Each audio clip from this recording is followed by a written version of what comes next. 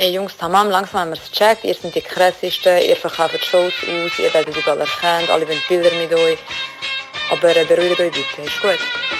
Was geht ab, Chilo 385? Ivo und Abdi Süd. Wir sind bei Kurz und Bündig. Die zwei Kurden mit dem beschissensten Podcast. wie an der Melodie. Ey, ich schwöre ihr zwei. Irgendwann, ich verwünsche euch und nachher sehen wir. Okay? Ja, keine Ahnung, ich bin einfach Bullen geschlagen. Brüder, ich habe Termin, Brüder. Ciao. Ach, jetzt verstehe ich es. Kurz und bündig. Ja, Bruder. Was ist jetzt geschehen? Kurz und bündig mit motherfucking Postcard. Das ist kurz und windig, Mark.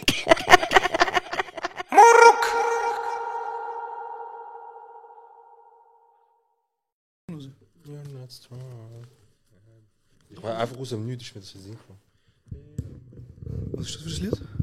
Das ist eigentlich der Primar immer. Lean on Me. Also irgendwie weißt du, es geht so Lean on me, when you're not strong, I'll be your friend. Na na na na. Das haben wir im Singen gehabt, das ist das Einzige, was mir geblieben ist. So, also in der Primarschule? Ich glaube, es ist auch Oberstufe haben wir es. Ihr habt auf Englisch gesungen? Ja. Wir haben sogar, eben einmal, ich glaube, sogar erzählt, wir haben sogar It's too late. Wirklich? Ja, das haben wir gesungen. Von One Republic? Ja, Mann, von One Republic. Weißt du, was wir nicht mehr gesungen haben? Ja, ich habe von der Klasse berührt. Ja. Hast du vergessen, wie man einen Podcast aufnimmt nach 4 Wochen? Nein, wegen? Mit dem Mikrofon so weit weg. Aha, Bro, keine Ahnung. Ist der. Wir sind zurück, Alter. Wir haben ein Ding aufgenommen. Wir haben immer ein Ding gesungen. Über den Wolken. Kennst du das? Muss die Freiheit doch grenzenlos sein. Irgendetwas sagt mir's. Über den... Oder das Ding. Heute hier, morgen dort. Bin kaum da, muss ich fort. Haben wir das nicht gesungen? Nein. Nicht immer so Haben wir lieb. Prüfung im Singen früher? So zu meiner Note bekommen. Achtung, Bruder. Weil dein Stuhl ist der Kabel am... Zip. Okay. Ob ich eine Prüfung kann? Also in der Oberstufe nicht? Schon, vielleicht. Ja. Aber ich rede von der Primar. Primar nicht. Aber Oberstufe haben wir Sing-Abschlussprüfung Sing... Ah ja? Ja. Und, was hast du für eine Note gehabt? Bro, das Ding war, ich bin reingegangen und ich habe gewusst, weißt du, das ist nicht etwas, wo kannst du lernen und ich will auch nicht lernen, weißt du, Ja. so, es ist einfach so, Wie wie hast es du ist. gesungen? Also was hast du gesungen? Ich weiss nicht mehr genau, wir sind zu dritt gewesen, weißt du, gehst immer zu dritt. Und es ist so gewesen, wir sind alle raus, und was hat er? Weil er sagt, er geht Noten, weißt du. Ja. Und nachher alle so, 4,5, ja ich auch. Dann war es so gewesen, die singen können, haben gute und der Rest 4,5. Korrekt ist ich. Eben, du kannst ja nicht einen Einer geben, wenn jemand Scheiße singt, Bro. Also Bro, stell dir vor, bist so, nimmst den Job zu ernst, weißt du, als Bro. Lehrer, du so, nichts hast du drauf, kein Ton, kein nichts. So à la Ding, weißt du, à la Dieter Bohlen. Gell, nachher gehst du ihm so, Nachher sagt er dir so, für dich gibt es keinen Recall. Du so, was? solange wir nicht für Oberstufe, was? Monaco. Unser Merch geht runtergefallen. Hey, apropos Merch. Nein. Hey, apropos Merch. Muss, Bro, muss. Nein, ja, nachher, aber ich finde es gerade ein spannendes Gespräch. Weißt du, was ich gesungen habe in der Oberstufe? Karte. Ja. Geiles Ratten, Bro. Ich habe gemerkt, ich will dich stressen, aber ich habe gemerkt, ich kenne gar kein Lied, das ich mir vorstellen könnte, dass es typisch du bist. Okay. So zum dich hochnehmen. Wir haben ein Ding gesungen. Sunny. Yesterday. Das da. Ja. Sunny. Das ist ein Banger. Der Woody verpisst sich gerade. Also, shut your bitch. Hey, übrigens, also, apropos Oberstufe. Wir haben früher in der Oberstufe bei dir in der Klasse Leute gegenseitig gestresst. Bro, ich habe den ersten Drive-By in meinem Dings erlebt, in meiner Oberstufe. Mit Schneebällen. Nein, Bro, welcher Schneeball, Bro? Wir hatten einen in der Schule, einen in der Klasse. Ich weiß nicht mehr, wie sie heißt. Daniela, Natascha. Serbin auf jeden Fall. Die hat Beef gehabt in der Pause mit einer. Und für sie ist es noch nicht klar gewesen. Das ist der Wunsch. Scherin am... Nein, null. Okay. Das ist so ein typischer Männer-Podcast. Ja, Die Mull. Auf jeden Fall ist für sie nicht klar gewesen, der Stress in der Pause.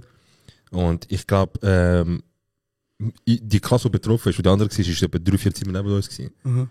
Nachher einfach so, wie Natascha oder Daniela, so mit 2-3 anderen Kolleginnen, wo sie mir so kurz Weißt du, bist ja in der Pause und wenn die Lehrerin dumm ist, dann bist du noch so ein bisschen am Hängen. Und sie am Reden, sie schaut so, hey, die Lehrerin ist noch nicht da. Bro, sie sind übergerannt. Ich kann nur, hey, ah! Sie kommt zurück, nachher ist sie so besser. Also was, in Parallelklasse? Sie ist übergerannt, hat zu der der andere ein anderen paar Klasse? Böcks gegeben, nachher ist sie zurückgekommen. Ich weiß nicht, ob ich nicht zugelassen habe oder ob du nicht erzählt hast, aber wieso? Wieso der Beef passiert ist, Ja. weißt du? Das weiß ich nicht mehr genau. Aha. Aber ich weiß einfach nur, dass eben so, wir sind so nach der Pause im Klassenraum gewesen, also im Klassenzimmer, und nachher ist sie so mit den Kollegen am Reden gewesen. Ich schwöre, nein, ich schlage sie, dies und das. Was ist los? Sorry, nicht. Okay. Du schlägst sie, ja. Also sie ist so geschlagen und nachher, sie so, weißt du, was machen wir jetzt? Wir gehen jetzt einen Drive-By machen. Ja. Und Bro, ich kann schon Drive-By auf MTV, weißt du, damals hast du nur MTV gehört, und nachher ich so. Hast du gerade gesagt, ich kann Drive-By von MTV. Ja. Bro, wegen MTV kann ich überhaupt so die Kultur und so weiter, Bro. Weißt du, wieso ich Drive-By kann? Ja. Wegen San Andreas. Also ja, wahrscheinlich auch, ja. Aber wo ist man als Kind bleiben, weißt du, aber Ja. ich so als, ja, das ist so das Einzige, was Problem lösen bei mir in Oberstufe, so mir in den Sinn gekommen ist, sonst der Rest. Weiß nicht, also du hast auf etwas hinaus nein, meine Frage ist komplett andere gewesen, Bro. Du hast gesagt, wie hat es bei euch Stress gefühlt? Nein, wie haben die Leute die anderen gemobbt oder gestresst, weißt du? Aha, ich habe gedacht, wie haben der Stress geklärt, Nein, nein, sorry, wie ach haben's- so, okay. Jetzt, ob es das gegeben hat, meinst du? Ja, nein, also ist in der Klasse nie jemand gestresst worden, Bro. Mal. Also, Ja. wie? Bro.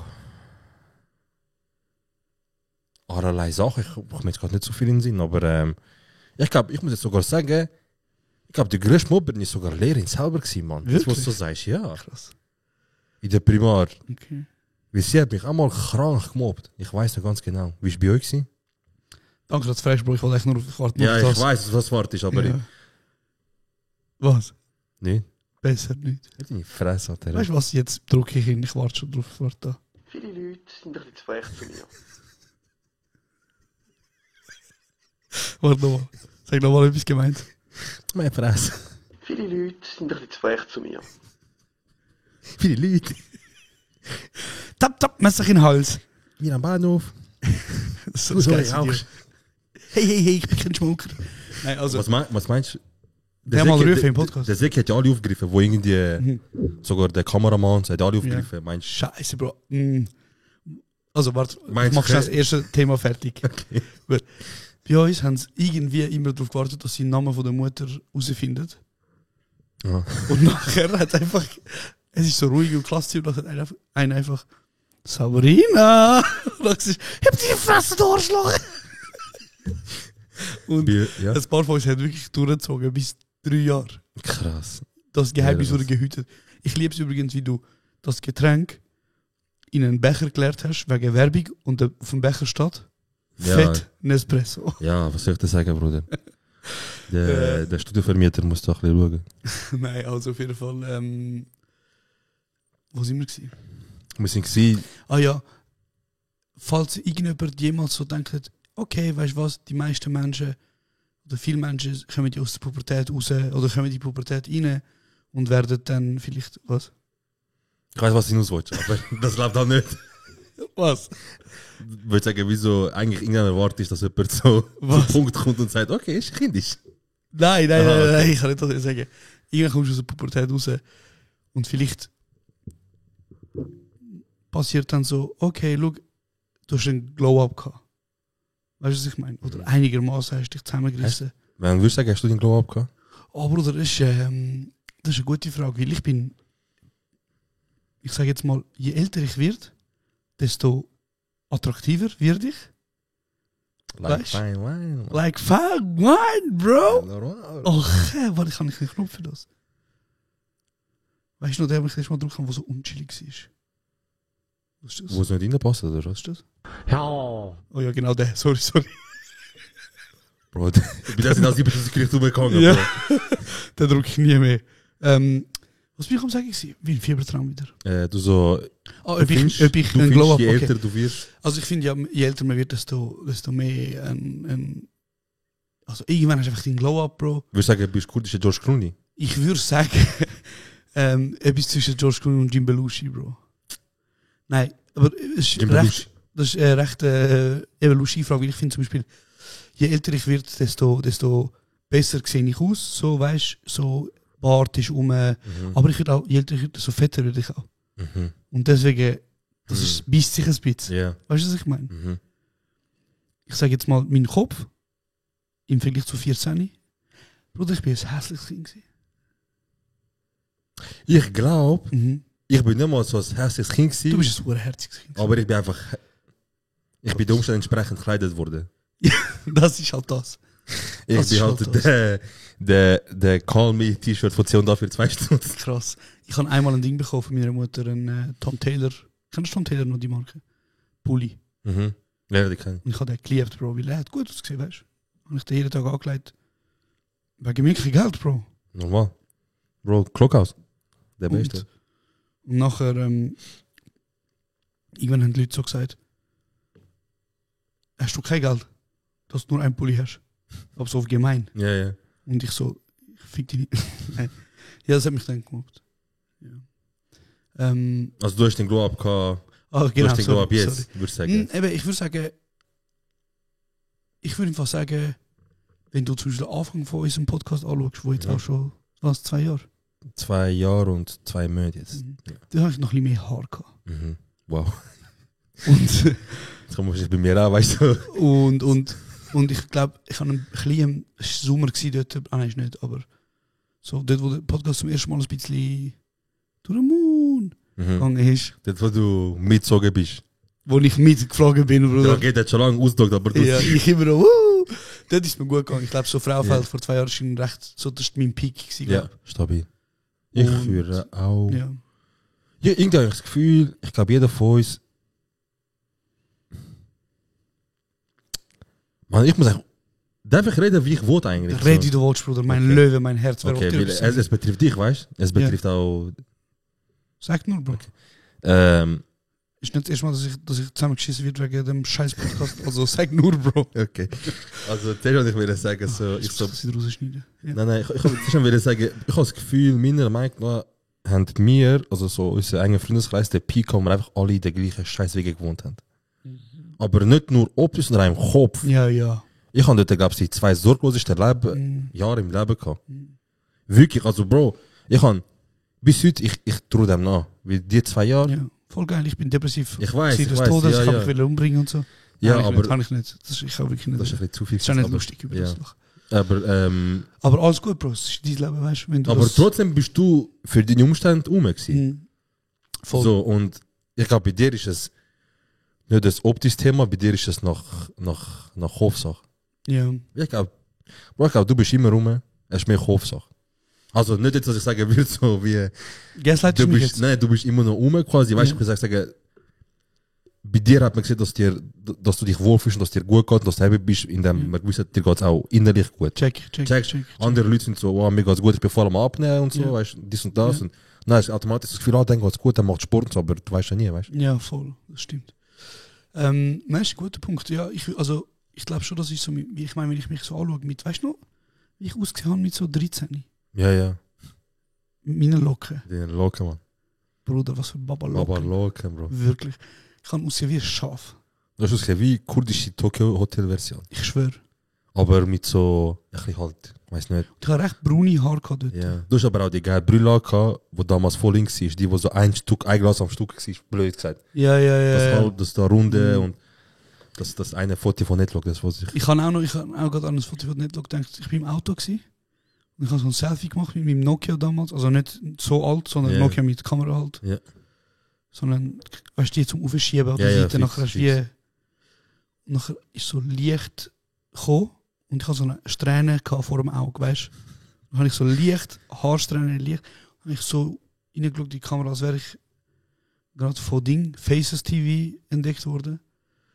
Dann habe ich es aufgeladen, ich habe mich richtig gut gefühlt. So, ich habe gedacht, Baba siehst aus. Ja, und nachher? Ich hatte einen von meinen, ich will jetzt heute nicht mehr Kollegen sagen, aber Kollege von der Schule, das einfach ausdruckt in der Schule. Oh nein. Einfach so mir vor allem zeigt, oh mein Gott, der hat mich wohl gemobbt.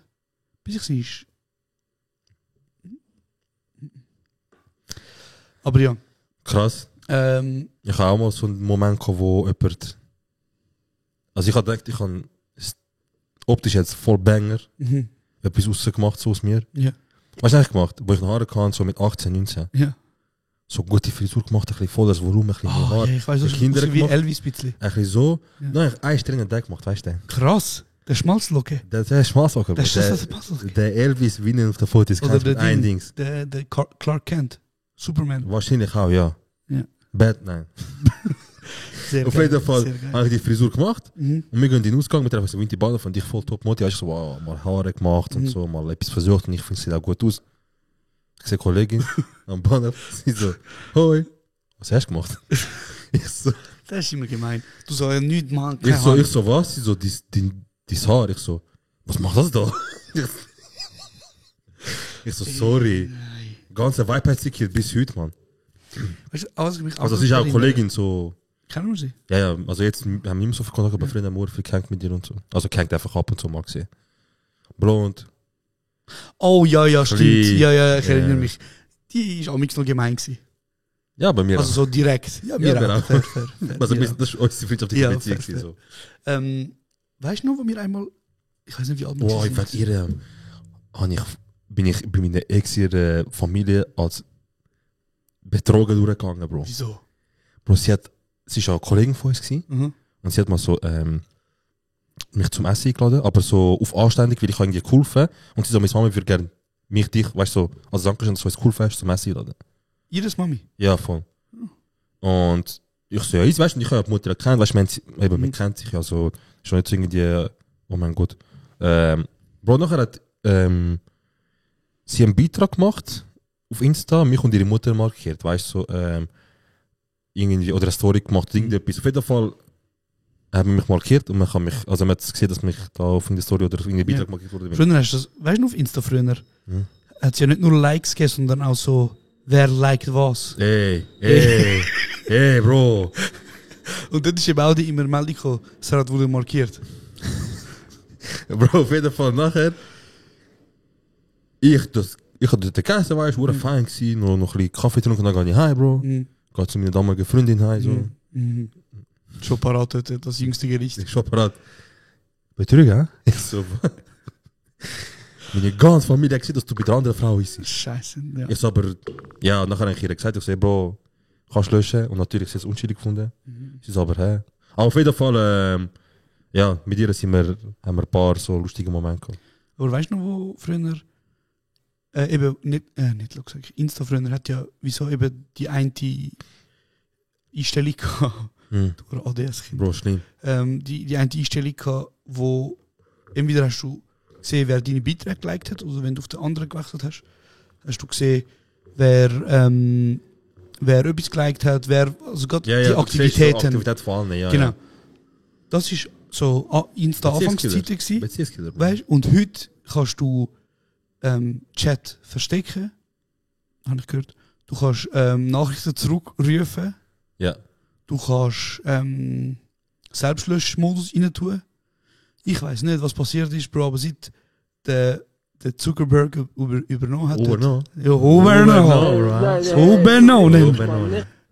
Übernommen hat. Das war aber ein Beziehungskiller früher. Eben, ich sage ja, es hat sich verändert von Was? Beziehungskiller zu Fuckboy-App. Zeig, Bro. Du hast vorher von Zug geredet. Wie wir in den Ausgang gegangen sind, in den Zug gestiegen und ausgegangen Ja, sind. voll. Weißt du, welche Geschichte ist mir gerade eingefallen? Really?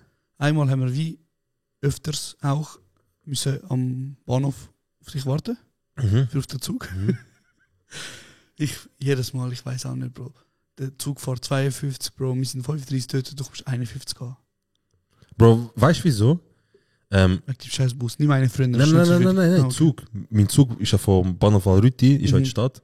Und es ist ja so konzipiert, dass halt genau kannst umsteigen für einen Zug auf Zürich, Ja. den wir halt immer nehmen. Ja. Ich so, Jungs, geh in den Zug, ich komm. Ja, genau. Ich so, weißt du, ich muss umsteigen, es ist 3 Minuten, es ist sogar auch mit App, ich muss so gleich wechseln. So. Okay, ist gut, okay. Auf jeden Fall, du bist dann gekommen. Ja. Und einmal bist du eingestiegen. Wir sind alle voll ready gewesen, so, für den Ausgang. Wir haben auf sich gewartet, du bist eingestiegen, dies, das und nachher. Wir haben wirklich so, eben der damalige noch Vorsauf im Zug und so. Auf einmal, du stehst auf, du sagst nichts. Du stehst einfach auf, du steigst aus. Wir so, okay, wie geht der rauchen? Die Türen gehen zu, ich schaue und du läufst einfach weg. Einfach so. Kein Blick zurück. Nicht. Du bist einfach weggelaufen. Und ich dachte, was ist passiert? Weißt du noch, was es war? Ja, ich weiß ganz genau. Erzähl.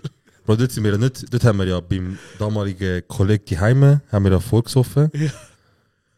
Und dort haben wir ja irgendein scheiß Spiel gespielt, Mann. Ah, Kings Weil wir ja wieder irgendwie gefunden haben, wir haben 1,5 Stunden, jetzt saufen wir voll rein, weißt du?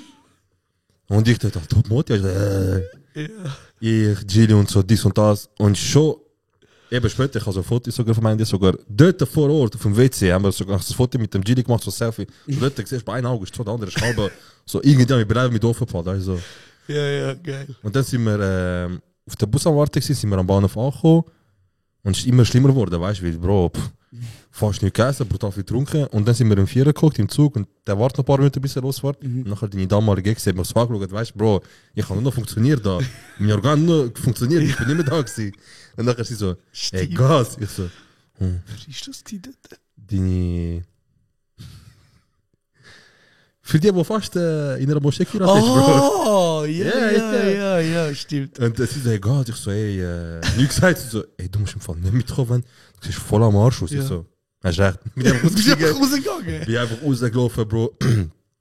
Ich weiss, es war Winter, weil ich bin straight vom Bahnhof Winti bis obere Endstation gelaufen. Du bist gelaufen, Bro. Und ich habe vom Weg 4-5 Mal kurz in scheiß Schnee, Bro. Bin die heim angekommen, wieder irgendwas am Eis aus. Und meine Mutter denkt, weißt du, bist du dumm, Mann. 9 bist du gegangen, 1 bist du wieder zurück und schon Hake, weißt du, so maximal. Die heim und Besuch so, hey, ja, schon mal. Bro, ich gehe ins Bett, Bro, alles am Drehen. das ist Ich geil. sehe Instagram, ich bin am Sterben dort, Bro, alles kurz. Ich sehe so, der aus wird umgeschubt, die Club ist so scheiße, was kann ich sein, Mann? Das ist ein richtig geiler Ausgang gewesen. In der Kanzlei ist das gewesen. Bro, jedes Mal ist ganz leicht gewesen, Bro. Jedes Mal hat es Eros genommen, Bro. Er ist wie der Automat, weißt du? Ding, ding, ding, ding. Der hat nachher ist rumgeschuft worden, Bro. Aber er hat es auch geil gefunden, das Mal, weil er ist, ich meine, Moschel gemacht, also, hey, und ich, folgendes Geschäft so, Eros wird einfach in die Mitte gehört. Oh mein Gott, das ist so geil Ja, gewesen, Bro. Mann, das ist der Ausgang, den ich maßlos Aber Bro, du musst meinen, dass du so besoffen gewesen bist, dass du sogar heimgelaufen bist. Ja, ich habe dort kurz einen anständigen Gedanken gefasst. Ich so, hey, ganz ehrlich, ich glaube sicher nicht funktioniert ab. Ich wäre einfach nur eine Last für euch. Ich will kotzen den ganzen Weg, Bro. Und ich habe kurz, wirklich so 40 Stunden nachdem ich kurz weggelaufen bin. Das heisst, ich hätte noch vorher steht Bachhose, Bro. Nur peinlich, Bro. So. Ey, nein, das ist der Beste. Das ist Idee. Scheiße, Das ist ist ganz das geil. Idee.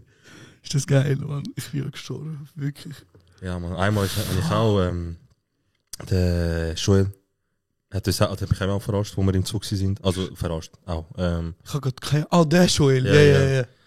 Wir haben einen ganz guten Kollegen, wo wir... Du bist jetzt Vater geworden? Was? Schau jetzt. Oh.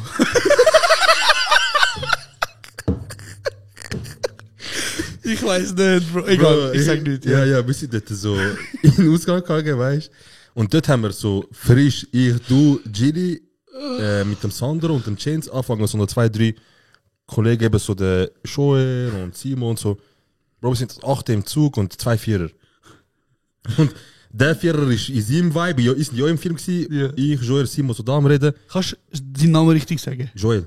Bro, ich rast aus. Joel. Ich schwöre, ich tätsch dich, Bro. Bro. Joel. Ah, SCH, Joel. Schreibst, also zeigt mir. Okay. Ja, auf jeden Fall, Bro. Joel Football. Joel Fußball, Joel. Joel. No, wow, spielst du Fußball. Ja. Auf jeden Fall bin ich dort da im Vierer mit ihm. Bro, und die 2 Kollegen vor uns, also der Simon und nochmal jemand, die sind mit ihm heim gewesen, wegen Bösch voll am Abgang gewesen, ich glaube. Ich glaube. Ich bin mit ihm am Reden gewesen, und dann wir schauen beide aus. Ich so, Bro, erzähl, wie geht's? Ich so, Bro, nicht viel und so, stressig Leben.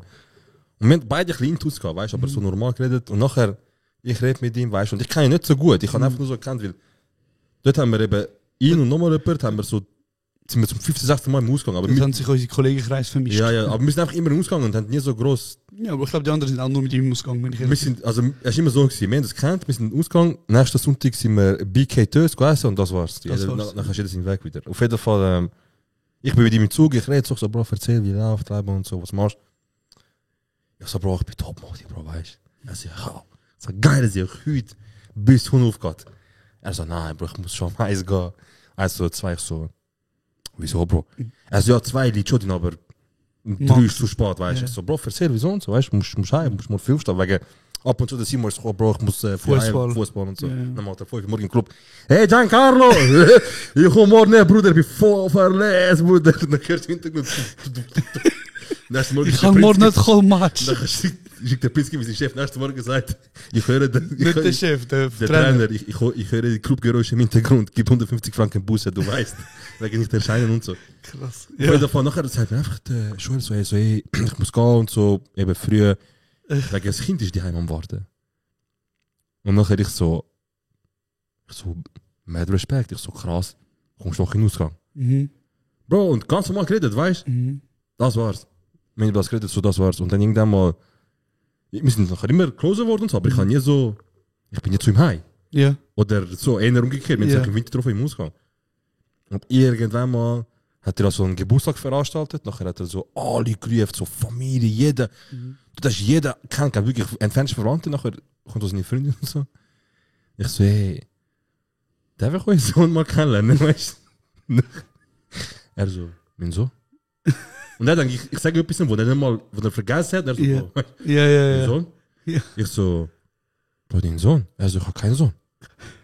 Ich so, Bro, du hast doch vor 7 Jahren gesagt, weißt du, wegen dem Sohn. Ich so, wow, wenn ich vielleicht etwas, weißt du, ich denke, wegen anderen Frauen und so. Ja. Er so, warte, ich schwöre für meine Mutter, ich weiß von keinem Kind etwas. Ja. Und nachher, ich habe dort so ein bisschen mit ihm geredet, ich so, Bro, du hast mir das damals gesagt, er so, Bro, sag doch, Freund, ich habe dich verarscht, einfach weiter. Ich dort 7 Jahre am Glauben. Du hast 7 Jahre lang gedacht, er hat Kind. Ich dachte, was schnurrst du? Vater, Mann. Nein, der hat einfach wieder heimgehen. Ja, der will heimgehen, noch eigentlich checken, der hat mich verarscht. Aber ja, so hat er mich gezogen im Zug. Bruder, der Peach. Das ist, du kannst viele Sachen sehr gut. Aber? Nicht? Okay. Ich bin einfach Fan von dir. Dass du das weißt. Wie so ein Junkie, Bro. Schau ihn unter dem Tisch, damit man Werbung nicht sieht. Du machst mich fertig. Das ist guter Shit, Mann. Ich habe letztens von einem Fall gelesen. Ja. Hast du gesehen, das nicht, jetzt ehrlich? Ja, ich habe es gesehen, was soll ich sagen, Bruder? Ja. Es ist einfach nicht platziert, verstehst du? Okay. Ja. Auf jeden Fall, was soll ich wieder sagen? Ich habe letztens von einem Fall gelesen und ich wollte schauen, ob du lachst. Also was für ein Fall? Also irgendwo in der Zeitung habe ich gelesen, oder auf Reddit, ich weiß nicht mehr genau, aber es gibt einen Typ, der hat 8 Jahre lang oder 9 Jahre lang seiner Frau vortäuscht, dass er nichts hört. Damit er nicht mit ihr muss reden. Ich habe das gleich auch gehört, etwas Ähnliches gibt es in Japan. Ah ja? Einer hat mit seiner Frau 40 oder 30 Jahre noch geredet. Wieso? Weil sie irgendeinen Scheiß gemacht hat und es hat seinen Stolz gekratzt. Aber sie sind bis heute immer zusammen, sie hängen zusammen, sie essen einfach kein Wort. Aber los jetzt, nachher hat sie für ihn Zeichensprache gelernt. Und kaum hat sie angefangen Zeichensprache lernen, hat er sich angefangen zu beklagen, dass er langsam nichts mehr sieht.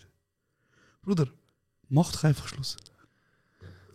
Wenn deine Frau hasst ist. Also, ja, aber was haltet ihn so, also wieso hebt er an dieser Beziehung? Aber er hat kein Wort mit ihr, checkst. Und die Frau lernt für ihn Zeichensprache und das hat einfach, oh mein Gott, ich sehe nichts mehr. Und sie so, hey Schatz. Er so, hä? Wo bist du? Hey, nein, Bro, shit, wirklich wild. Wir sind ja jetzt, scheiß Handy laut jetzt vorne. Ja, wir sind ja jetzt ein bisschen in der Pause gewesen. Wir haben das versprochen, das Versprechen, das wir gegeben haben, wieder einmal nicht gehalten. Ja, Mann. As usual. Wir haben eine Folge vorproduziert, die ihr ja gesehen habt, so noch Anfang Mai. Aber ja, wir haben eine Pause gemacht. Und du hast ein paar Sachen erlebt, ich habe ein paar Sachen erlebt. Und wir haben nicht so groß darüber geredet. Das stimmt. Wir haben das jetzt das zweite Mal gesehen. Ja, dass wir das für den Podcast aufbewahren können. Und viele Leute haben da geschrieben, die ganze Zeit so. Viele Leute sind ein bisschen zu frech zu mir. Und viele Leute haben das geschrieben, so, ey, Jungs, was passiert? Wir haben nicht checken, dass gar nicht, dass mir jetzt zum Beispiel du weg bist und ich. Aber das finde ich wirklich lustig, Bro. Das finde ich wirklich lustig. Weil Leute beschweren sich und sagen, ey, lass mal eine neue Folge aufladen, so quasi, wo sind wir auf einmal an? Los doch den Podcast. Das erklären wir es ja. Diese letzten 2 Folgen höre ich nicht. Dort, wo es Informationen gibt, ich höre es nicht. Das verstehe ich wirklich nicht. Der Santos schreibt mir. Ja. Wo ist kurz und bündig? Ich so, Bro, wir sind eben ab Montag geht's wieder und so, wir müssen am Aufnehmen. Einfach das. So. Aber weißt du, das zeigt einfach so, ich check's nicht, wenn ihr Folgen nicht loset. Sie hören schon. Aber gewisse sind vielleicht einfach so, wir machen eine Pause, vielleicht nicht so präsent, ist jetzt dann gerade fertig oder kommt sie noch. Ja, check. Aber ja, egal. Ja, du bist 30 geworden, Bro. Ja, Bro, wir haben ein paar Sachen zu besprechen. Und ich finde es gut, dass wir letztes Mal zum Beispiel gesagt haben, dass wir mehr in die Richtung Dings gehen wieder. Gespräche unter uns und weniger moderieren. Deswegen ich habe die ganze Zeit gewartet, bis wir einen guten Übergang machen. Aber jetzt mache ich ihn einfach fuck off. Mach ihn. Fuck. Übergang. Ja, Bro. Einiges ist passiert. Letzte 3 Wochen. Du bist bei deinen, zum ersten Mal bist du an der Sim gewesen. Ja, Mann. Genau. Zum allerersten Mal. Wie lange bist du gewesen? 3 Wochen? 3 Wochen. Okay. Bro, ich will auch unbedingt mal gehen. Das ist zu schön. Ich will auch unbedingt mal gehen. Es ist zu schön, Digga. Also der Sim ist Nordkurdistan, Süden von der Türkei, kurz, also Nähe, syrische Grenze, stimmt, du bist da geografisch besser. Nein, es ist eher so... Nein, ihr seid näher an der syrischen Grenze, aber wir bei sind eher nordöstlich von euch. Ja, genau. Nähe Ankara eigentlich. Ja, so nähe... Kein Bruder, es ist genau so zentral, Bro. Ihr wahrscheinlich genauso lang auf Ankara, wie ihr wahrscheinlich auf die Grenze auf Iran habt oder so. Wahrscheinlich.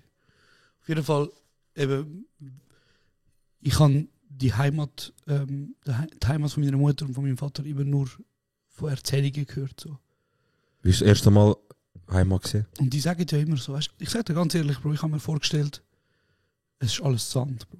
Bro, der ist also weißt du, nicht Sand im Sinne von Wüste, sondern Staub und es hat überall... So eintönig, also einfarbig, einfach so ein bisschen braun und staubig. So, ja. Ich schwöre auf alles, es ist Schweiz und Grand Canyon zusammen, Bruder. Bro, es ist so. Auf den Punkt, es ist so. Es ist etwas vom Schönsten, was ich jemals in meinem Leben gesehen habe. Wirklich, Bro. Natur pur, Bro, das ist... Ich wollte unbedingt mal dorthin gehen, weil es ist einfach so, ich könnte nicht vorstellen, stell dir vor, so, grundsätzlich ist also der kurdische Teil auf der Welt ist ja überall so generell eher nicht so grün. So, also, wie es einfach im Mittelosten liegt. So. Es ist in Nordirak ist auch nicht bekannt für viel Grüns. Es gibt schon Gebirge und so weiter, aber eben, der Sim ist nochmal so. Das ist eine Oase. Ist einfach eine Oase, weißt du, bist einfach so, wenn ihr so, du mal googeln, ich habe einfach so das Gefühl, es ist wie Schweiz, so, weißt du, so die Berge mit Schnee, die Wälder, das Grün und so weiter. Es ist einfach so. Es ist wirklich es passt nicht, also du kommst nicht darauf klar, dass es dort ist, dass es im Mittelosten ist. Blöd. Bro, ich bin auf der Sim gegangen und das erste, was ich mir gedacht habe, wieso bin ich 15 Mal auf Istanbul? Das ist ein anderer, Bro, das ist ein anderer. Wirklich, Bro. Und es war ein bisschen eine Odyssee, Bro, weil zum Ankommen, es ist schwerer bewacht als manche Landesgrenzen. Ja. Also wenn du in der Türkei bist, und du kommst von Elazığ oder von Istanbul, was weiß ich, und fährst Richtung Dersim. Sobald du in Dersim reinfährst, Bro, einfach überall Militärposten. Ja. Das hat seine Historie, weil Dersim ist bekannt, dass die Menschen aus Dersim, wie gesagt, die meisten sind Zaza, Kurden, das ist eine Unterethnie. Viele würden sogar sagen, Zazas sind Zazas und Kurden sind Kurden, aber so grundsätzlich zählt das, kommt alles aus dem gleichen Guss. Und die Menschen sind dort bekannt für Widerstand. Ja, nicht nur unbedingt. Es ist also einfach, nicht nur, aber... Es ist einfach, es hat, urlang hat das Bild von der Sim, hat das ja nicht in das politische Bild zum Beispiel von vielen Leuten, die Türkei geführt haben, passt. Also Leute die ja die Türkei-Politik führen, indem du dich identifizierst als Türk, mit Nationalismus zum Beispiel. Und es hat es dort null gegeben. Ich glaube, der Sim ist auch... musst du schauen, Bro, der Sim ist, glaube ich, seit der letzten Wahlen, also nicht Wahlen zum Präsident, sondern so Bürgermeisterwahlen, ist der Sim die einzige Stadt in ganz Türkei, die einzige Provinz, wo einen kommunistischen Führer hat. Genau. Aber wo auch wirklich, also du siehst auch, du musst mal so Dings geben von ihm, so Videos und Interviews und so. Da haben sie das Gebäude zum Beispiel. Es ist eigentlich, Idee ist schön, Idee ist schön. Weil er hat gesagt, zum Beispiel sein Hauptsitz, wo er ist, BLD, Dings, irgendetwas, Bro, es ist voll offen.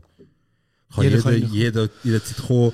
Er hat auch gesagt, irgendwelche Bibliotheken haben schon aufgemacht und es ist alles offen, jeder kann reinkommen, wie er will. Und das geht auch auf mit den Leuten von Dersim. Ja. Das geht auch auf Voll, mit den Leuten Bro, von Dersim. das wollte ich sagen, die Menschen, oder die, ich sag jetzt mal die alten Menschen von Dersim, die haben recht viel übrig für Sozialismus, für Nähe, für kommunistische Gedankengüte und viel damals in den 70er bis 90er Jahren, ich bin jetzt auch kein Historiker, aber hat sehr viel Widerstand gegeben dort in Form von Guerillas, FreiheitskämpferInnen, auch PKK ist rum dort.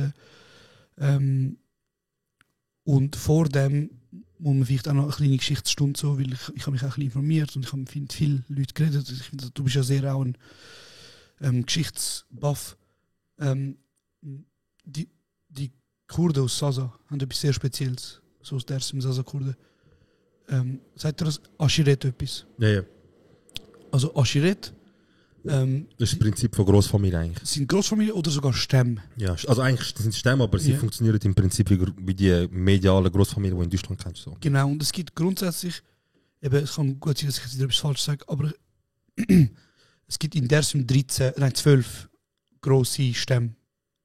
Oder 13. Auf jeden Fall hat jeder von diesen Stamm, also du kannst eigentlich die Wurzeln von jedem gebürtigen Mensch aus Dersim zurückverfolgen, indem du ihn fragst, was ist euer Stamm? Ja.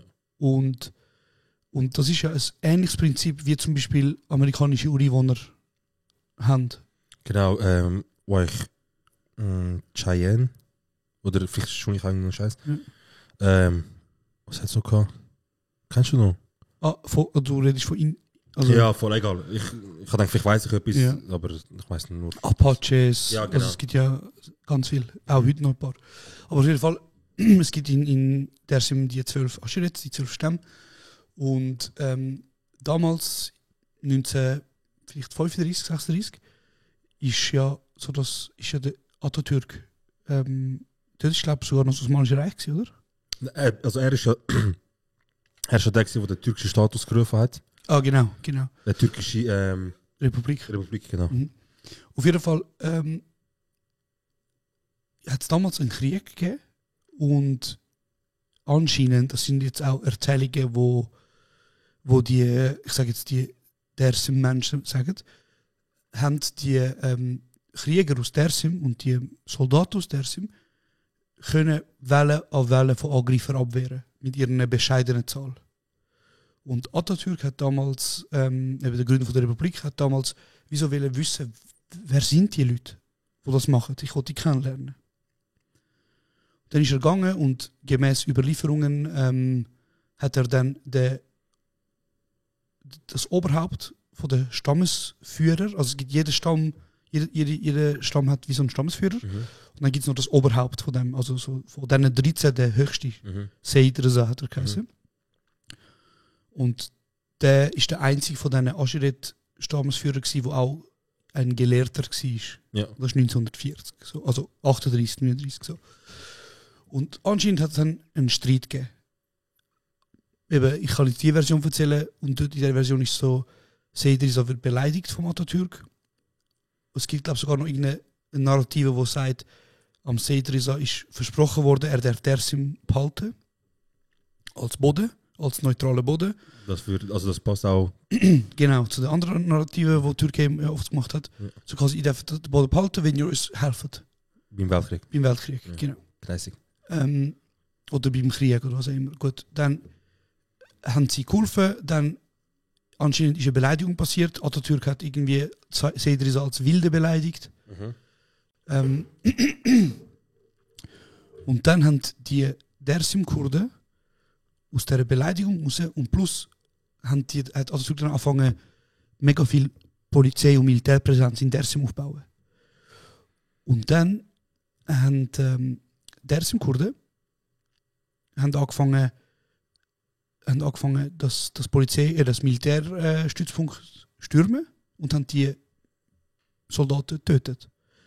Und vor allem auch aufgehängt dort, um zu zeigen, ey, fickt nicht mit uns. Ja. So. Also er hat ja weitaus andere Leute umgebracht, schon das 37, 38, ich habe das schon angeschaut. Das ist genau um die Zeit, wo auch das Dersim-Massaker Genau, stattgefunden aber hat. um das geht es. Sorry. Alles gut. Dort sind etwa 100 Menschen gestorben. Als Antwort auf das hat Atatürk eine Invasion auf Dersim gemacht und gesagt, wir müssen den Dersim-Aufstand, offiziell auf Wikipedia und Geschichtsbüchern heißt es Dersim-Aufstand, unterbinden. Und es sind 40.000 Menschen getötet worden aus Dersim. Ja. Kinder, Frauen, Männer. Seders hat man gefangen genommen, während er wieder Friedensgespräch führen und der Seder hat dann gesagt, das Einzige, was ich mir wünsche, ist, dass ihr mich umbringt, bevor ihr meinen Sohn umbringt. Ich wollte nicht sehen, wie er getötet wird. Mhm. Auf das raus haben sie den Sohn vom Seders so genommen und ihn vor den Augen von ihm angezündet. So. Ja. Und ich wollte nochmal sagen, das war 1938. Ja. Also nicht weit weg. Nein, das ist nicht irgendwie im Mittelalter oder so. Ja. Dann bin ich von meinem Onkel, ich bin ganz viel gewandert dort, wir sind wirklich stundenlang gewandert, haben viele Sachen angeschaut, haben mega viel alte von den Freiheitskämpfer Sachen angeschaut. Dann sind wir an eine Klippe gekommen, eine wunderschöne Klippe, Bro. Es geht wirklich aus wie Grand Canyon, Bro. Also jetzt so nicht zusammen, aber wirklich wunderschön. Mhm. Und er zeigt mir, sagt er mir so nonchalant, da haben es 38 mega viele Kinder, Frauen und Männer abgeschossen, damit sie Patronen können sparen. Ja. Also ein effektiver Genozid ist vorgegangen in Dersim, oder so. Und natürlich hat das schon viel früher angefangen, aber ich meine aus dem Funken raus, von der Ungerechtigkeit, von dem Mord, von der Assimilation, von all dem, ist dann irgendwann der Widerstand geboren in Dersim. Widerstand in Form von bewaffneter Kampf, Widerstand in Form von Musik, Gedicht, all so Sachen. Und irgendwie ist das nie gestorben in Dersim. Die Menschen dort, also heutzutage, dank moderner Technologie und dank brutaler Morde und Angriffe und Kampf, gibt es zum Beispiel keine Guerillas mehr, fast keine mehr in den Bergen. So. Früher sind das, glaube ich, je nach Partei bis zu 2000 pro Partei gewesen. Es hat schon einen gegeben, der ist noch ziemlich aktuell, aber ich habe keinen Plan, ob das Einzelaktion war, offizielle Aktion und so. Mhm. Aber es ist nicht so lange her, ich zeige es dir nachher. Wann war das gewesen? Ich glaube 2019 vielleicht sogar noch, oder vielleicht auch 2020. Im Stadtkern von Dersim hat es ein Dings gegeben, Aufeinandertreffen. Ah ja? Ja. Krass. Und wie es halt mit der Stadt war, haben sie halt alles aufgenommen. Jeder hat das mit dem Handy können aufnehmen. Und du, Bro, das ist einfach schrecklich, Bro. Du siehst einfach so, jetzt unabhängig davon, so, wer jetzt bei irgendeinem Krieg stirbt, also jetzt auf den Fall jetzt bezogen, weißt du, geschichtlich jetzt auf Türkei oder auf Kurdistan, Bro. Schlussendlich, unter dem Strich, Bro, es sind nur Mütter, die brüllen, am Schluss. Es sind nur Mütter, die total allein sind, die alles verloren haben, die ihre Mann verloren haben, die ihre Kinder verloren haben, ihre ganze Existenz, ihre ganze Familie. Die haben alles verloren, weil irgendwelche höhere Leute so das Gefühl hatten, muss jetzt die Politik betreiben und ja. Du siehst einfach so in diesem Video, du siehst so, er stirbt der, dann stirbt der, dann stirbt der, und das ist einfach so, das sind einfach Leute, die so alt sind wie ich oder jünger, einfach jetzt das Leben vorbei. 25 Jahre lang gelebt wie ein normaler Mensch, nachher bist du ins Militär berufen worden, nachher bist du geschickt worden und nachher was? Gestorben. Ja, Bro. Und ich muss auch ehrlich sagen, ich habe dort gemerkt, das erste Mal in meinem Leben, was Boden für eine Geschichte kann haben. Weißt du, so. Ja. Wie gesagt, meine Familie, wo ja weit zurückgeht, so auch dort, viele Menschen aus meiner Familie sind ja dann irgendwie in diesem Widerstand aktiv gewesen. So, in was für einer Form auch immer. Also gemäß Überlieferung und Hörensagen so natürlich. Ja. Und was ich so für Geschichten gehört, ich habe ja wirklich 2,5 Wochen mit meiner Großmutter verbracht. Meine Großmutter ist Mutter von 11 Kindern. Ja. Tante von 30 Kindern. Und eine Zeitzeugin auch. Ja, sicher. Ich habe sehr viele Sachen erlebt oder beziehungsweise rausgehört aus meiner Zeit dort. Und sehr viele Sachen gehört, die mir vorher nicht so bewusst war. Weißt, zum Beispiel, eben, ich habe mir viel überlegt, sie zum Beispiel wo das Dersim-Massaker geflogen ist. Also die Air Force-Pilotin heißt Sabiha Gökçen. Die wo wir ja so... Und das ist die Ziehtochter von Atatürk, oder? Ja. Und nach ihr ist ja der Flughafen benannt. So. Dann haben sie Dersim, den Namen geändert zu... Das ist Assimilierungspolitik. Das ist... ich habe das letztes Jahr, ich habe es selber nicht gewusst. Nicht mal, also meine Eltern haben es gewusst, aber sie haben das wahrscheinlich nicht gesagt, weil es vielleicht nicht direkt betroffen hat. Aber wann ist der türkische Staat gegründet worden? Nach dem Zweiten Weltkrieg? Jetzt ist gerade 100 Jahre gewesen. Okay. In dem Fall nach dem Ersten Weltkrieg. 23. Ja, 23. Okay. Nach dem Ersten Weltkrieg ist ja Türkei, ist ja vom Osmanischen Reich, was mal war, ist ja ein Bruchteil übrig gewesen. Also auch innerhalb von Türkei haben sie Verlust gehabt. Also Izmir hat nicht reingehört und so weiter und so fort. Und nachher hat Atatürk ja... Staat und Religion trennt. Ja, aber er hat jetzt das nicht in Kauf nehmen, dass sie jetzt so klein geworden sind. Und er hat mich aus dieser kaputten Nation quasi, hat er jetzt versucht, okay, wie kann ich jetzt die wieder anstacheln und wieder hervorheben und wieder aus ihnen Energie schöpfen, dass ich kann wie sagen, look, nochmal einen Krieg zum Beispiel. Und was hat er gemacht? Er hat gewusst, okay, mit vielem, was versucht haben, hat es nicht geklappt. Also tut er jetzt Türkei bilden und Türkei nationalistisch führen. Das heisst, Türkei identifiziert sich mit dem Türk. Mit dem stolzen Türk zum Beispiel. Weißt, Türkentum. Genau. Und alles, was nicht reinpasst, wird gejagt oder umgebracht. Oder passend gemacht. Genau. Und eins von den Gründen, ich habe das nicht gewusst, zum Beispiel, Izmir sind, ich sage jetzt eine Zahl, wahrscheinlich ist das nicht richtig, aber 1 oder 2 Millionen Griechen sind vertrieben worden. Also, sie haben ja Izmir angegriffen, wo, glaube ich, unter britischer Hand war oder so. Briten haben dann so ziemlich schnell dann gesagt, weißt du was, keine Ahnung, fuck off, eigentlich wollen wir nicht unbedingt jetzt voll in den Krieg hineingehen. Wie mir bei Risiko. Genau. Nimm's halt. Und dann haben sie dann einen Pakt abgeschlossen, wo, glaube ich, bis heute der letzte offizielle Völkeraustausch so gesagt offiziell war. Krass. Also Völkeraustausch ist ja, ich weiß nicht, per Gesetz sogar eben verboten und so weiter. Das ist ja Geschichte und Kultur einfach verschieben und alles geht kaputt. Und dort hat es einen Völkeraustausch gegeben zwischen Türkei und Griechenland. Ich weiß nicht, wie viel von Griechenland auf Türkei gekommen sind, aber es sind 2 Millionen, also alle Griechen voll. Es hat einzelne wenige noch. Alle müssen verlassen, alle voll weg. Dann ist das noch mit der Bro und was weiß ich. Und das alles hat er gemacht und dann halt noch gegen aussen gesagt, wieso, hey, ich bin voll für Frauen zum Beispiel, ich tue Religion trennen, Religion ist gar nicht gut und so weiter. Und keine Ahnung, Frauenrecht eingeführt als eines der ersten Länder so im europäischen Balkan, der Osten, irgendwie so. Und dann Sabiha Gökçen eben, weißt du, so, die hat den Angriff geflogen, aber mit uns als Held darstellen und so weiter, weißt du. Bro, es ist so, das wiederholt sich jetzt auch mit dem Erdogan. Es gibt so ein Doku, ich kann mal schicken. Es ist also genau das, was er hat, tut sich mehr oder weniger wiederholen, aber noch in einem anderen Aspekt. Er sagt jetzt auch, dass der Türk zum Beispiel islamtreu ist. Ja. Also eine religiöse ist. Und nicht nur so halbpatzig, weißt du, nicht nur so, wow, ich weiß nicht, ich gehe einmal im Jahr in die Moschee, sondern wirklich so. Ja. Gottes nach. Genau, und jetzt tut er einfach noch mehr, was Atatürk gemacht hat, tut er auch machen, aber einfach statt Trend und es einfach ganz klar vermischen. Krass. Ja. Krass.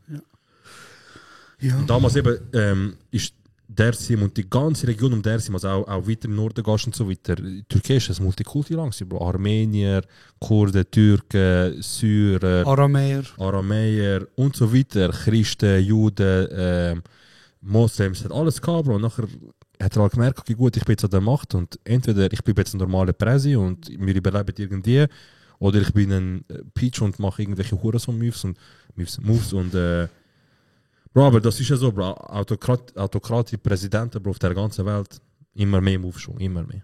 Das ist krass. Bro, und eben, ich meine, nachher gibt's Menschen, die in Dersim seine Flagge aufhängen, Bro. Aber das ist ja Assimilierungspolitik. Das ist ja das. Wenn er würde wissen, dass wahrscheinlich sein Urgroßvater oder sein Urgroßvater wahrscheinlich da verbrannt wurde, ist etwas anderes. Weißt? Auf jeden Fall habe ich noch etwas anderes herausgefunden in dieser Zeit, oder mitbekommen.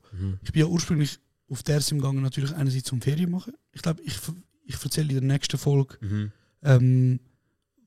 was wir alles gemacht haben. Und in dieser Folge rede ich mal nur so ein bisschen über wie es für dich war, vielleicht. Wie es für mich war. Und vor allem eben, ich bin ja gegangen mit der Idee, ich wollte Ferien machen und ich bin gegangen mit der Idee, ich wollte einen Film machen. Ja. Kannst du dich noch erinnern, was ich erzählt habe? Ja, ich weiß ja, was du gemacht hast. Ja. Wolltest du sagen? Was steht? Die Idee dahinter ist ja, dass du eigentlich willst mehr oder weniger eine Doku drehen, wo der Alltag von deinem Grossi zeigt und der Alltag von deiner Mami. Und dann gibt es aber noch zwischendurch so, Gespräche, so zum Beispiel, keine Ahnung, wie hast du deine Tochter in Erinnerung oder wie ist es das letzte Mal und genau umgekehrt auch, weißt du. Ganz genau. Weil das hat ja einen speziellen Hintergrund, deine Mutter kann in die Türkei reisen. Genau, sie haben sich ja seit 30 Jahren nicht gesehen und ich wollte eine Gegenüberstellung machen. Jetzt bin ich da angegangen und dann habe ich etwas mitbekommen, was ich vorher nicht gecheckt habe. Ja. Meine Mutter und ihre Mutter reden nicht mehr miteinander. So, sie haben Beef. Gut, easy. Und das meiste, oftmals, wenn du einen Doc drehst, tust du, während du drehst, herausfinden, was mache ich eigentlich für den Doc. Ja. Weil ich habe jetzt 1,5 Terabyte Material und etwa 4,5 Stunden Interview. Ist gut gegangen mit Einreisen, mit Cam und so und Ausreisen? Hey Bro, ich erzähle auch gerade, aber ich habe etwa 4,5 Stunden Interview. Ja. Und jetzt muss ich aus dem halt wie so einen Doc schneiden. Oder? Was ich herausgefunden habe, während ich mit ihr geredet habe, war im 1994, also ein Jahr bevor ich geboren bin, ist das türkische Militär ins Dorf von meiner Großmutter, das heisst Tepsili. Man kann sogar auf Wikipedia schauen, Bevölkerungszahl. Ja. Vor 1994 ist sie grundsätzlich irgendwie so bei 40 Menschen gewesen. Dann mehrere Jahre 0 und dann irgendwann haben sie dran angefangen. Du siehst sogar 2010 bis 2015 ist eine Person, einfach meine Großmutter. Wirklich so krass, das Dorf, wo nur sie lebt. Auf jeden Fall, 1994 sind das türkische Militär gekommen und hat alle Dörfer angezündet. Alle Häuser angezündet. Rund um Ovacık, Wieder. Also übrigens haben das 37 gemacht. Ja, also genau. Sie haben Felder angezündet und Häuser und der Grund, Hab und Gut geklaut und Gold und alles, ausgeplündert. Und der Grund, gemäß Aussage des türkischen Militärs, ist, weil sie der Terrororganisation PKK gemäß ihrer Aussage und anderen Freiheitskämpfer Guerillas Brot geben. Unterschlupf, Und Unterschlupf geben. Und auf das auf die Allegation aus hat meine Großmutter dann so gesagt, ja, wenn jemand mit Waffen kommt und sagt, gib mir Brot, was soll ich machen? Ja. So quasi, ich gebe ihm Brot. Also, ja, wenn also du kommst, mich noch Brot fährst, gebe ich dir auch Brot. So, egal wer kommt, ich gebe Brot. Plus, wenn du noch Waffe hast, gebe ich extra Brot. So. Plus hat der Staat damals, um das unterbinden, haben sie jedem irgendwie nur einen grossen Sack Mehl gegeben und gesagt, das ist eures Brot für den Winter, ihr müsst selber machen. Und meine Großmutter hat 11 Kinder gehabt. Weißt du so. Dann sagt sie, wir können nicht mal uns selber ernähren. Weißt du, wie soll ich andere ernähren? Oder sie haben gesagt, Haus anzündet. Dann haben sie gesagt, so, verpisst euch jetzt von da. Was ihr macht, ist egal, ihr wohnt nicht mehr da. Dann haben sie 7 Jahre in so Baracken gelebt. Und um das geht jetzt meine Doku. Um die Zeit im 94. So. Und da erzählt meine Großmutter einfach ihre Sicht von der Sache. Ja. Wie du dir kannst vorstellen, ist das eher ein... ist nicht schön. Also es ist sehr... ja, aber auch, es ist sehr ein staatskritisches so oder so, Unterfangen, was ich jetzt vorhabe, oder? Und darum, noch schnell zur Einreise, also Bro, wir sind eingereist mit ich habe 2 Rucksäcke voll Kameraequipment gehabt. Und in der Tasche ein Schreiben von der ZRK, dass ich in offizieller Auftrag unterwegs bin, zu meiner Abschlussarbeit machen. Hat er auf Englisch geschrieben wenigstens? Ja. Okay. Und dann habe ich im Konsulat noch angemeldet, dass ich das mache, im Schweizer Konsulat. Und dann haben die gesagt, ja, jetzt musst du noch beim türkischen Konsulat anmelden. Und ich habe gesagt, nein. Gut, bin ich eingereist und ich muss sagen, Bro, in der Schweiz, ich weiß nicht, aber das ist nicht mehr geil als ich. Du musst immer entweder Glück haben oder nicht. Er hat gesehen, ich habe ein Stativ, ich habe die Kamera. Er hat gesagt, er hat angeschaut, gewogen, er hat gesagt, ja, ist gut, nimm es mit und so, easy. Also, alles abgeben, mitgenommen, gegangen. Bei mir reisen kein Problem, Bro. Sie haben zwar in der Schweiz recht auseinandergenommen. Ja. Also, sie haben, weißt, Harddisk, alles angeschaut. Bro, nachher sind wir eingereist, alles Mietwagen, alles rein und direkt ins Dorf gefahren. Kein Problem. Bei der Einreise, auf der sind fette Militärpräsenz. Sie haben schon wollen, so wirklich uns so rausnehmen. Nachher sieht sie so fragen so nach türkischem Ausweis. Ich so, ich habe keinen. Ich gebe ihnen einen Führerschein. Schweizer Führerschein. Es steht sogar Drivers Permit drauf. Freundin gibt auch Führerschein. Wie ich habe meinen Pass irgendwo hingegangen. Er schaut, er sind die Ausländer. Wir so, ja, er so, schon gut, fahren weiter. Ja. Wegen Anschießt und so. Ja. Easy. Hey, und nachher rein, alles gut. Und dann habe ich eben 1,5 Terabyte Daten gehabt. Beim Ausreisen bin ich paranoid geworden, Bro. Weil eben, ich habe Daten drauf, du weißt nie, Leute sind für weniger in den Knast dort. Ja. Leute sind für einmal etwas Teil auf Facebook in den Knast. Easy. Dann habe ich wirklich 3 Festplatten gehabt. Alle kopiert, 3-mal so. Und überall in stinkende Unterwäsche und Söcke innen dran versteckt. Eine pro Koffer. Yeah. Bonne Chance. Dann fahren wir am Flughafen. Bevor wir am Flughafen gegangen sind, gehen wir noch in Elazig essen. Nachher, Bruder, du weißt, ich habe gute Zeit. Leben ist gut. Wir sind gegangen essen bei jemandem aus Ovacik, also aus Dersim. Er hat gesagt, ich rufe ein Taxi, er ruft das ein Taxi. Er sagt, das ist ein geiler Sicht. Okay, wir steigen die. Er sagt, wo sind wir? Ich so, Ovacik. Er so, Ovacik ist mega schön, bla bla. Wir kommen in die Diskussion. Nachher sagt er mir, ja, weißt, ich bin damals auch im Ovacik, im Militär. Und at this point, Bro, sind wir schon mega lange am Reden, weißt du? Nachher, ich bin ein bisschen euphorisch gewesen, Bro. Ich habe ihn angeschaut und so Vater gerade gefragt, ja, also, wann bist du gewesen? Also, ja, 94, 95, so, der Nummer. Ich so, okay, also erinnerst du dich an die Dorfverbrennungen? Er so, ja. Ich so, ich bin dabei gewesen. Er so, aber ja, dort habe ich eine Rakete kassiert von PKK. Er so, meine ganze rechte Seite ist Blei. Scheiße. Nachher habe ich aufgehört, weißt du, quasi Militär. Dann habe ich gesagt, ich habe schon Respekt vor diesen Bullen dort, Bro, weil die machen keinen Spaß, weißt du. Bro, das ist, du kannst nicht sagen, ich melde sie, man. Ja. Okay. Auf jeden Fall habe ich ihm gesagt, ja, ich wollte ihnen nicht auf Füße treten. Aber es war jetzt auch nicht wirklich fair gewesen, was ihr den Bewohner angetan habt. So. Und er so, nein, also, viele haben sich falsch verhalten und so. Also, es hat viele Menschen gegeben, die den PKK unterstützt haben, aber vielen ist Unrecht da geworden. Und Bruder, in dieser Diskussion irgendwie, in dieser Euphorie, in dieser Dummheit von mir, sage ich ihm so, ja, ich habe gerade ein Doku gedreht. Ich weiß nicht wieso, aber ich bin so dumm, ich habe es auch gesagt. Bro, der Mut in dem Auto, so hat sich gewechselt. Er fängt an mega überfreundlich. Ja, wann fliegst du denn genau? Am Morgen, weißt du, hast du gesagt, wie die Zeit, wohin fliegst. Nachher, weißt du, so Fragen umstellen, Bro.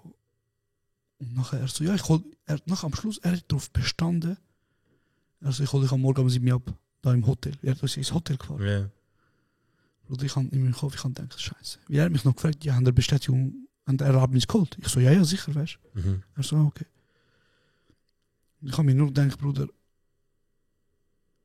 wenn der uns abholt, Bro, dann fährt uns direkt. Weißt du? Easy, Bro. Ich der Freundin gesagt, hey, weißt du, ich habe mir ein bisschen früh, ich habe ihr nicht traut zu sagen. Ich habe ihm gesagt, er kommt morgen am Morgen. Ich habe ihr schon gesagt, hey, look, ich habe einen Fehler gemacht, aber ich habe ihr nicht gesagt, er kommt morgen am Morgen, weil ich bin so, Bruder, ich bin so unter Druck gewesen und ich habe so viel Stress gehabt die ganze Zeit. Easy, Bro. Nachher habe ich sie geweckt am 6 Uhr, so, ich so, gehen wir Flughafen.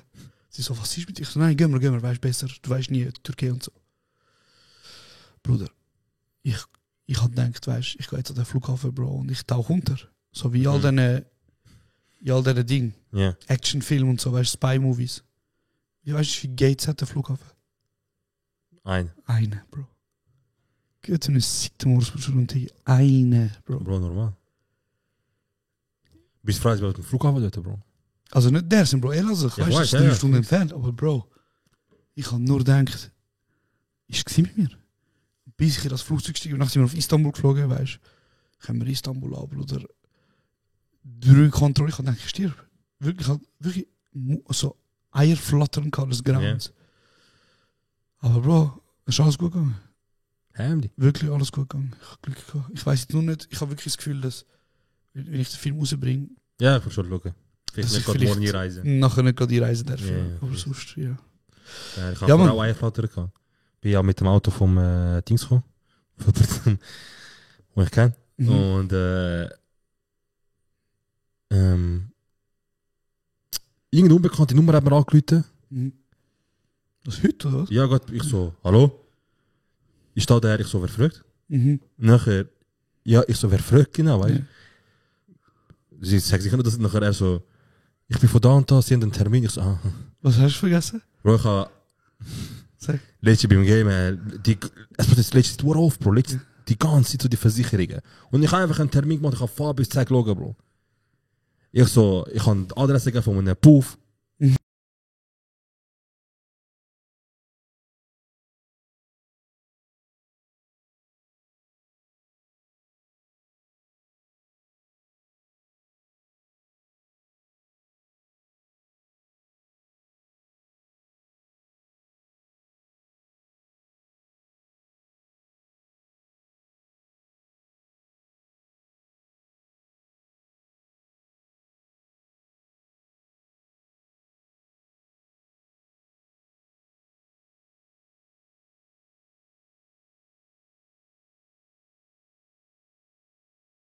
Und wegen überall Stau, sagt er mir, geh, also weißt du, Ich weiß ja, ja. Ich so, ich gehe jetzt Dubius. Ja. Er kommt auch jetzt. Nein. Ich so, bei mir ist gut, ich will ja der Person. Ich so, Bist du in einem grossen Auto oder beim kleinen? mit dem Kleinen. Ah. Ich so, hey Bruder. Er so, ja. Ich so, schau, seit etwa 5 Minuten fahren wir Bullen an. Ja. Hat es etwas in dem Auto, wo mich ficken Aha. Er so, ich so, überlege, ich glaub's nicht. Ich so, okay. Bist du sicher? Er so, nein, so kann es sauber sein. Oh mein Gott. Ich so, okay. No, ich fahr halt, Bro, jedes Kauf raus, weißt du? Und weil ich halt außen navigiert wird, dahin, bin ich halt mit dem Handy so ungewollt, halt immer wieder muss ich schauen, was Ja, Google klar. Navi sagt. Und irgendwann mal sagt er mir so wie die nächste Links, also folgendes. Ich bin am Fahren, eine Spur. Mhm. Und ich sehe, dass die vorne 3 Spuren wird. Die Bullen sind immer noch hinter dir? Ja, ja. Ich sehe, aus einer Spur wird 2 für zum geradeaus gehen und der dritte zum links abbiegen. Ja. Ich gehe in die mittlere Spur zum geradeaus fahren, sie auch. Ich kann nochmal eins links, zum links abbiegen. Ich sehe einfach, er hat einfach mit dort an. Bro, Meinst du ernst? Bro, er hat, also weißt du, weil aus einer Straße 3 wird, Ja. die rechte Spur alle Leute fahren, weil es grün wurde und Ja. er einfach dort am In der Hängen. Mitte am Hängen. Er ist am Hängen. Ich so, ich bin gefickt. Hat er dich angeschaut? Er hat einfach angehalten, er hat verwirrt so, er so links, rechts, er hat so gewartet und ich so, ich bin gefickt. Also, Ja. und er dachte, eigentlich wieso? Soll er nur, weißt du? Ja. Und nachher fährt er so an mir rechts vorbei, so Schritttempo, schaut rein und er so. Geil. Nachher ich so wieder vorgeschaut und nachher gefahren und ein paar Minuten später kommt das Telefon, hey Bruder, eins angehalten. Ich so, nein, wegen, ja vielleicht musst du eben hin. Oh so, mein Gott. Ich so, ja komm, jetzt sind sie vorbeigefahren, alles gut, weißt, jetzt bin ich jetzt nicht da und so. Und er so, okay. Dann habe ich auch kurz Eierflatter gehabt, aber nur so Dings. Aber auf jeden Fall, ist das mein Dings, ist das so mein Moment, wo ich dachte, ich habe immer wieder Bullautos auf der Straße gesehen, immer wieder gesehen, wenn du ein Auto fährst, siehst immer wieder Polizei irgendwie am Fahren. Aber wenn sie dir nachfahren, dann muss ja etwas sein. Ah, wieso ist die nachgefahren? Und dann ich beim Aussteigen da denke, ich so, vielleicht mit den Rücklichter. Alles gut. Ah, hat er dich schon angehalten? Ja, ich so Rücklichter, Front, aber dann habe ich gedacht, weißt du was, wahrscheinlich hat er einfach wie so gedacht, keine Ahnung, der Typ, Ein bisschen shady. das Ja. Auto. Ja, das, ich bin nachher im Auto zurück, ich sage ihm nachher auch, in Zukunft bitte vielleicht. Ich schauen. Interessant. Aber, willst du noch kurz etwas sagen zu? Nein, ist gut eigentlich. Ich glaube, den Rest können wir nächste Woche sagen. Vielleicht sollten wir noch sagen, genau, jetzt, wer bis dahin gelesen hat, wie es eigentlich schon lange hätte man sollen sagen. Auf Anfang, ich muss jetzt am Anfang sagen. Ja. Merch. Ja. Ja. Wer jetzt halt zugelassen hat, wer sich jetzt so darüber interessiert hat, über Assimilierungspolitik von 1930 von Türkei und über Kurden, über Dersim, wenn du bis jetzt gelassen hast, bitte bist ein Löwe und geh auf shop.kurz-bundig.ch. Genau, da unten in der Beschreibung tun wir es an. Und kaufen den letzten Merch, was es noch hat. Genau. Wir haben ja Tour-Merch gehabt, wo wir exklusiv für die Tour hatten. Jetzt haben wir noch Restposten. Ein paar wenige haben wir noch. Ihr seht da auf der Seite, was gerade auch ausverkauft ist und so weiter. Greifen zu, weil so wie es jetzt geht, also die Pullis, die wir jetzt haben, die T-Shirts, die wir jetzt haben, vor allem, es ist nicht einfach, aber wir sind wird es nicht mehr geben. Deswegen greifen zu. Und all die bis jetzt schon zugegriffen haben, wir küssen auch uns wunderschönes Herz. Mann. Ja, Mann. Es ist wirklich schön zurück gewesen. Wir haben uns sehr gefreut, den Podcast wieder aufzunehmen. Ja, die Pause hat gut da, aber es kommt vieles. Und ja, fix sich auch. Und jeder, der sich gefragt hat, hey, wie sieht es eigentlich aus um die Pro7-Show? Es geht brutal aus. Und bald gibt es News. Neuigkeit. Ende Juni ist sie online für euch. Wir freuen uns, sie euch zeigen. Wie gesagt, es ist schön zurück gewesen und wir wünschen euch eine wunderschöne Woche und schön los dazu. Bis bald.